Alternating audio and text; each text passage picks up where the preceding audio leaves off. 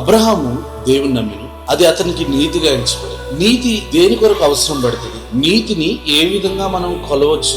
40 రోజులు ఉపవాసం ఉండి ప్రార్థన చేసినప్పుడు, లేక 21 రోజులు ఉపవాసం ఉండి ప్రార్థన చేసిన వాడు నీతిమంతుడిగా మార్చబడతాడా?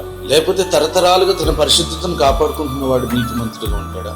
నీతిని ఏ విధంగా మనం కొలుస్తాం? అబ్రహాము గురించి మాట్లాడుతూ, అబ్రహాము దేవుని నమ్మిను, అది అతనికి నీతిగా ఎంచబడింది. నోవాహు తనున్న తరములో నీతిమంతుడిగా ఎంచబడ్డాడు. నీతిమంతుడిగా ఎంచబడ్డానికి కారణం ఏంటి? నోవాహు ఒకటే భార్యను కలిగి పిల్లలను కలిగి తన వివాహ వ్యవస్థను కాపాడుకుంటున్నాడు కాబట్టి నీతిమంతుడిగా మార్చబడ్డాడు. దేవుడు అబ్రహామును నీతిమంతుడిగా పిలవడానికి అబ్రహాంలో ఉన్న స్పెషాలిటీ ఏంటి? బైబిల్లో నీతిమంతుడు లేడు, ఒక్కడును లేడని బైబిల్ చెప్తుంది కదా. మరి నీతికి కొలమానం ఏంటి?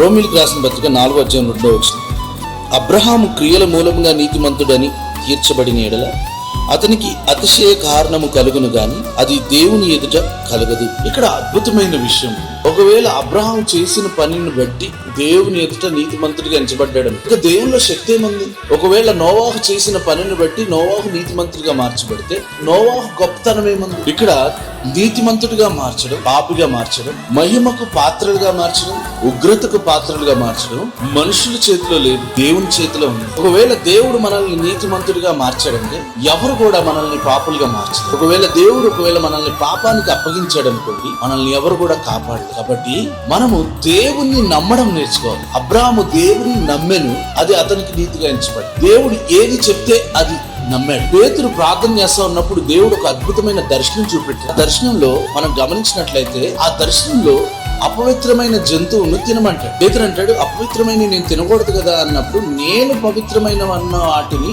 నువ్వు అపవిత్రమని ఎలా అనగలుగుతున్నా? ఈరోజు మన అందరం కూడా నీతిమంతులుగా మార్చబడేది మన క్రియల వలన కాదు. మన క్రియలను బట్టి అతిశయించి, నేను బాగా ప్రార్థన చేయగలుగుతాను, నేను బాగా వాక్యం చదవగలుగుతాను, నేను బాగా చర్చకి వెళ్ళగలుగుతాను. మనం చేసే పని ఏదైనా కావచ్చు, మన నీతి మురికి గుడ్డ వంటిది బైబిల్ చెప్తుంది. చేసే పనిని బట్టి కాక మనల్ని నీతిమంతులుగా మార్చగలిగిన దేవుని బట్టి అతిశయిస్తుంది. మనలో ఉన్నవాడు లోపల ఉన్నవాని కంటే గొప్పవాడని గ్రహించి మనల్ని బట్టి కాక మనలో ఉన్నవారిని బట్టి నమ్మి ఆశీర్వదించబడతాం.